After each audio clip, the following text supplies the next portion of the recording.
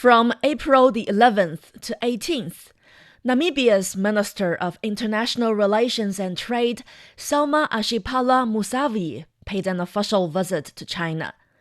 She met with government officials and business leaders in Shenzhen, Guangzhou, and Beijing, looking to deepen Namibia's partnership with China, especially in trade, investment, and industrial development. This is China-Africa Talk. I'm Gao Junya. As China prepares to roll out zero-tariff treatment for African countries with diplomatic ties starting May the 1st, new opportunities are emerging for African exports and industrial growth. So, what does this mean for Namibia?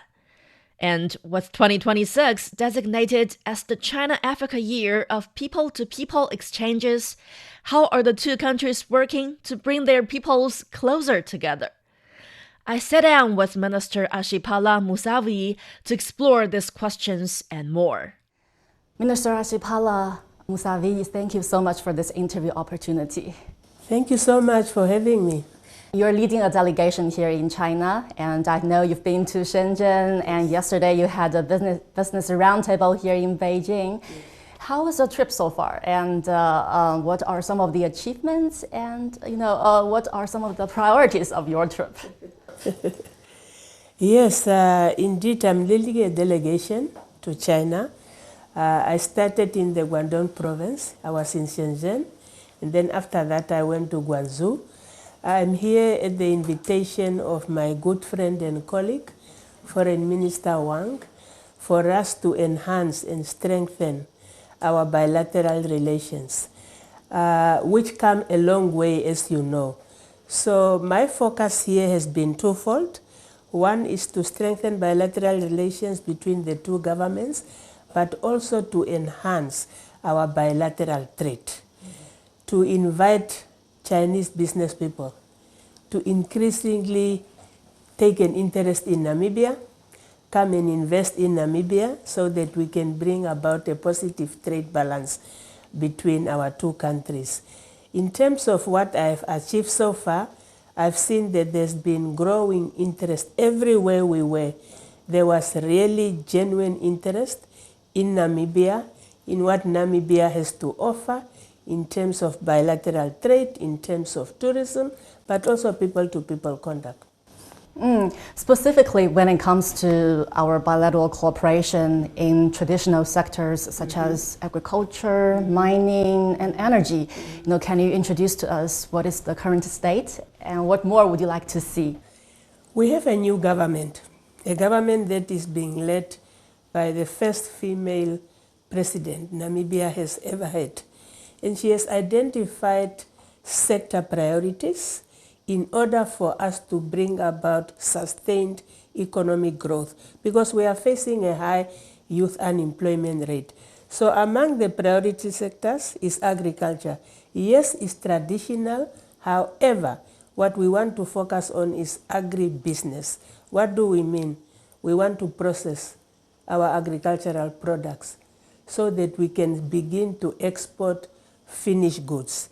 In terms of mining, yes, there are Chinese companies engaged in mining, and we appreciate that very much.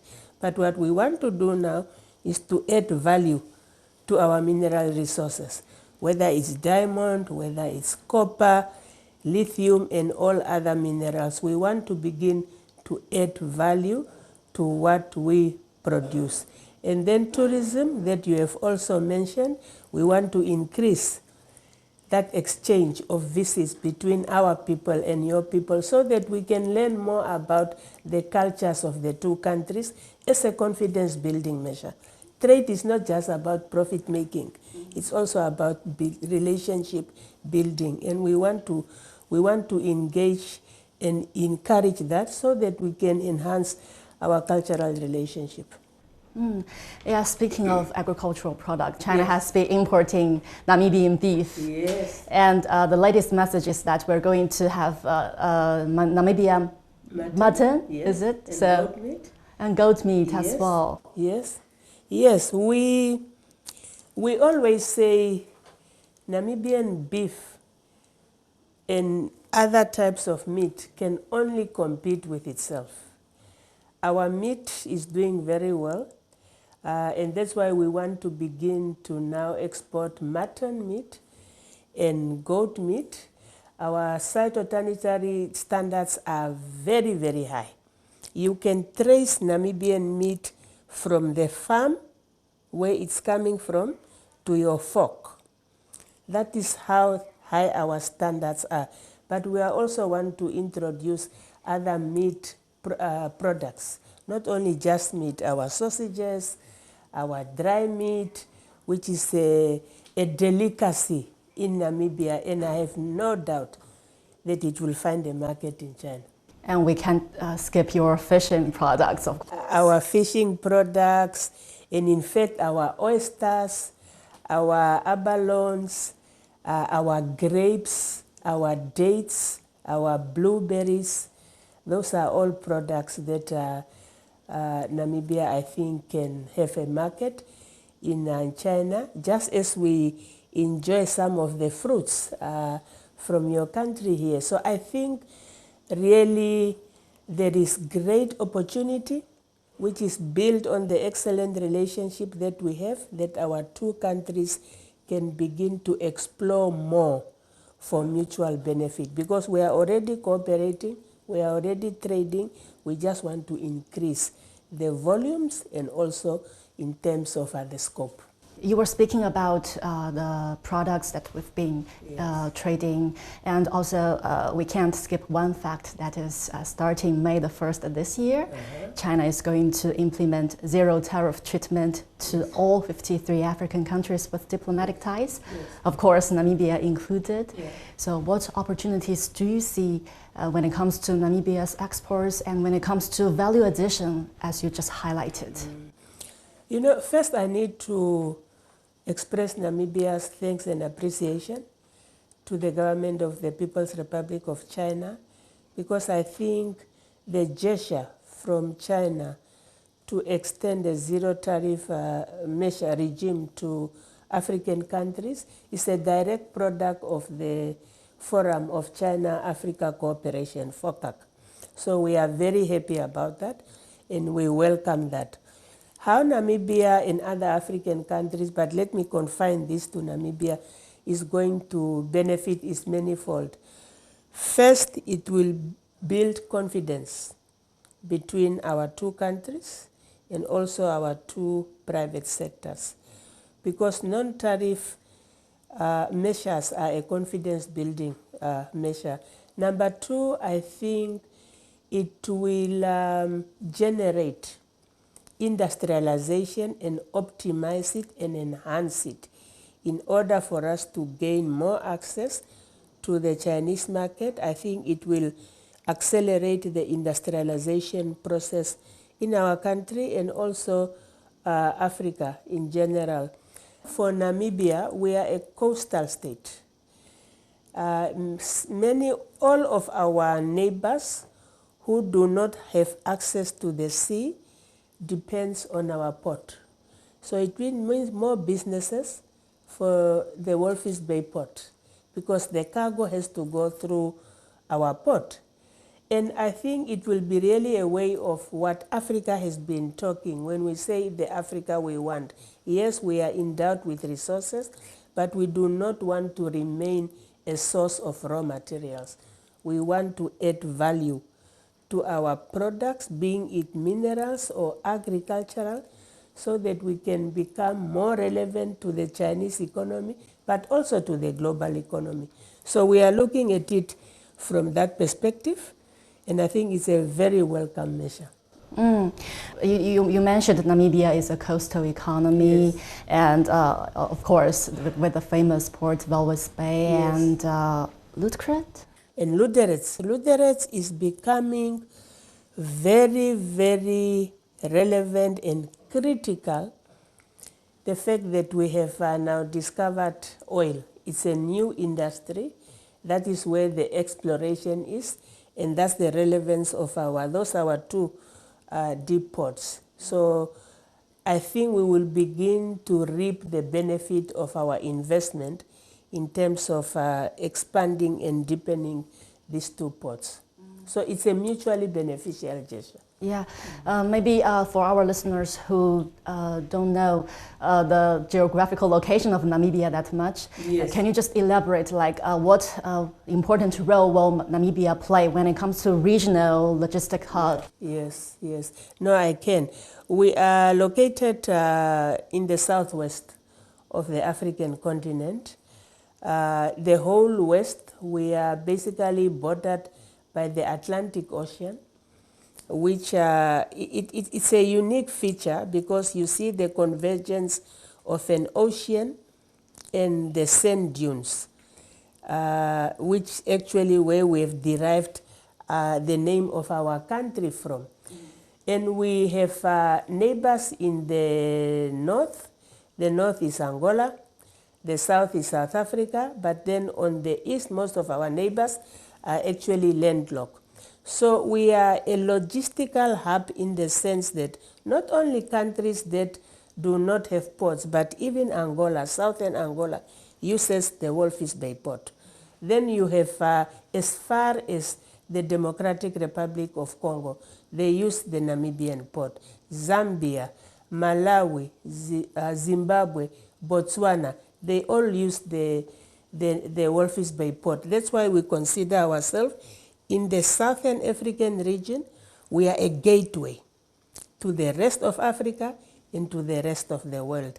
However, also in the African continent, in terms of inter-African trade, we are also a gateway into the continent, in the sense that when we invite Chinese companies to come to Namibia and set up industries, they can take advantage of the market in the SADC region, in the whole of Southern Africa, but also into the continent in terms of the African Continental Free Trade Area, or also outside of the continent if they want to go across the Atlantic Ocean. So Namibia is the place to be if you want to have your business and to want to access this vast and growing market of over 1 billion people on the African continent.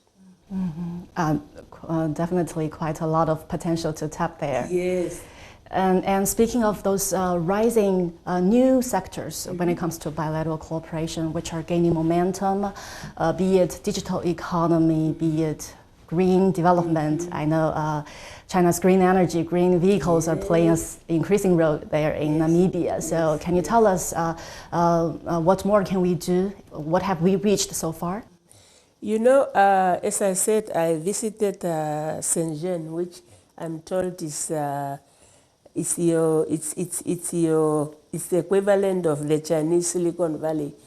I was quite impressed, really, about the digital advances of China.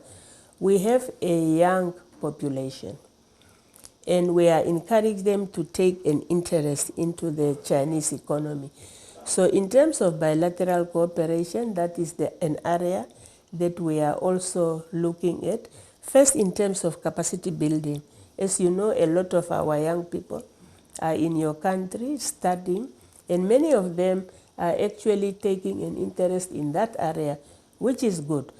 Then, in terms of the green economy, we are becoming a major player in green energy, green hydrogen, and I see that there's also Chinese companies that are taking an interest, and in fact, we have been encouraging them to come to Namibia and explore, because the topography and the weather characteristic of Namibia are such that in terms of renewable energy, we have abundant sun, we have abundant wind.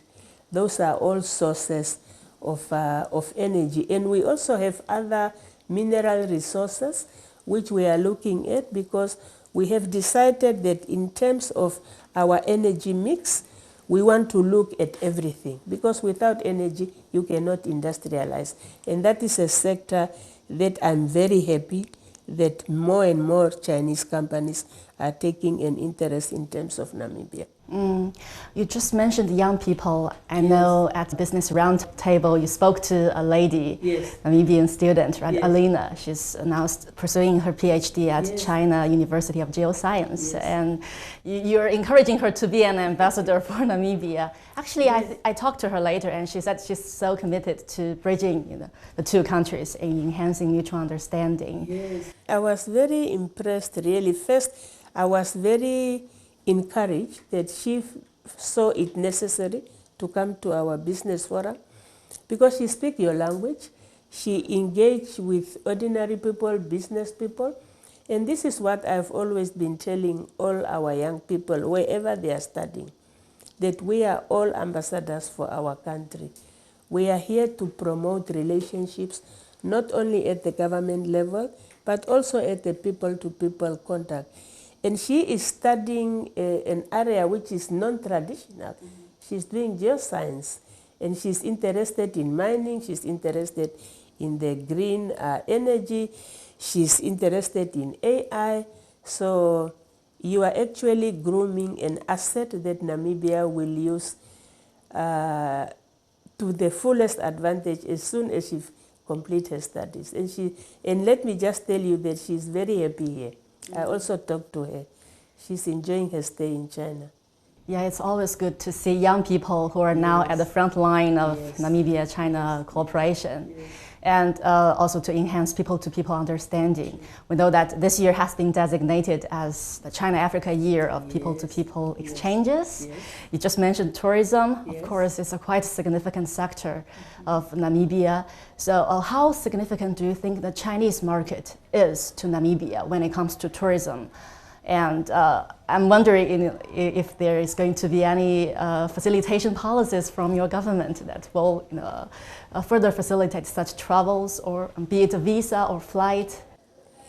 I think our visa is maybe one of the easiest to access. That's what I think, because I'm an ambassador myself. I have headed many of our missions, and I know that as long as you meet the requirements, it's not difficult to get a visa. So in terms of travel between our two countries, it's true we do not have a direct travel yet, but I'm sure in the future that will come. But in terms of tourism, what we are actually imploring the Chinese people to do is to say, come to Namibia as a tourist. You know, you can come to Namibia as a tourist, and you go back and you come back tomorrow as a businessman or a businesswoman because you have seen the possibilities that are there. But we are also inviting Chinese business people to invest in tourism infrastructure, in hotels, in lodges. I was lucky to attend the Canton Fair, and I can bear testimony of the number of young Africans I saw at that fair. So I think it's already happening. The young people are already connecting. You know, you go to a country, you like the culture, you like the people. Tomorrow you'll come with a group, because what I saw there is groups of people. They came to the fair, and some of them I talked to, they said, no, yes, we came to the fair, but we also want to explore China, to explore the culture. And that is what we want between us and the people of your country. I think I had this, I heard this comment actually about the tourism potential of Namibia. They are saying Namibia has an unbelievably credible natural landscape that look like doesn't belong to this earth.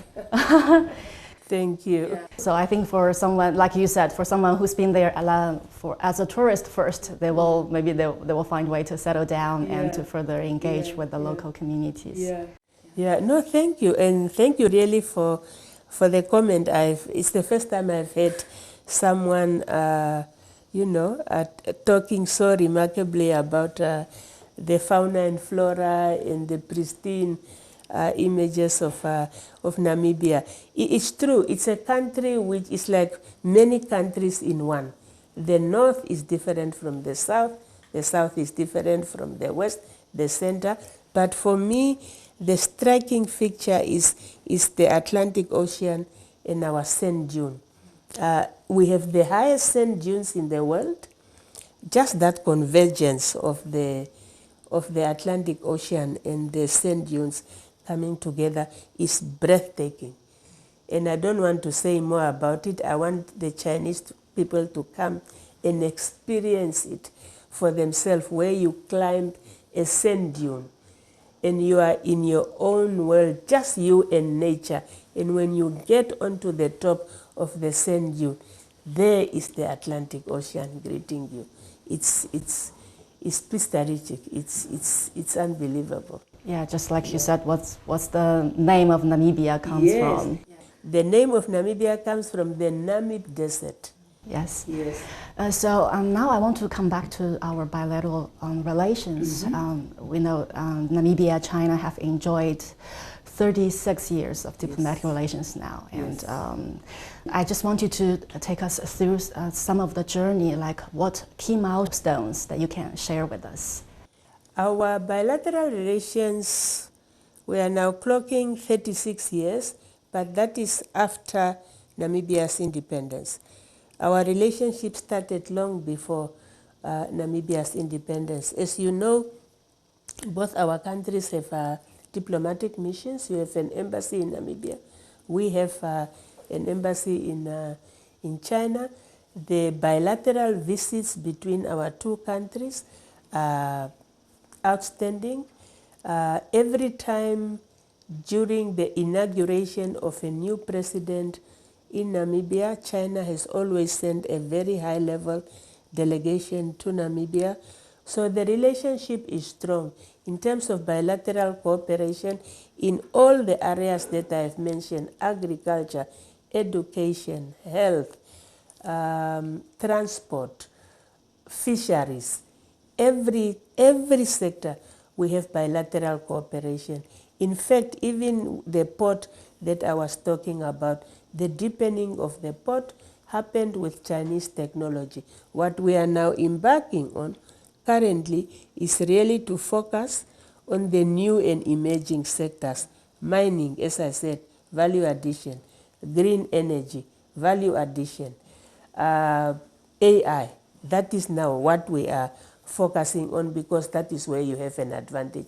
As I always say, we have the mineral resources, you have the technology. We come together, we create a win-win situation. Yes, we have so much common ground to seek, right? And especially in today's world of uncertainties. Yes. So what can Namibia and China further do to team up to deal with common challenges, be it to promote fair trade, to safeguard security, to deal with climate change? What can we do, in your opinion? Yes. Namibia and China work very close at the multilateral level. In most of the issues, we have similar positions. Both of our countries believe in resolving disputes peacefully, and I think we are going to continue to do that. When I served in New York in the Security Council, we serve with the Chinese delegation, and we occasionally compare our notes. I think both of us strongly believe in multilateralism, especially now that we live in a world characterized by global tension. And we also compare notes occasionally. We believe that we need to have a world order that is beneficial to all the countries. We recently just came from a meeting of the WTO, World Trade Organization, in Cameroon, where we are also espousing similar position in terms of global trade. So it's an all-round relationship that is mutually beneficial to our two countries, and we are committed to committing and continuing that relationship. Thank you, Minister. Now I want to go back to you, because we know that you first came to China back in 1995, right, for the World's Conference on Women. Yes.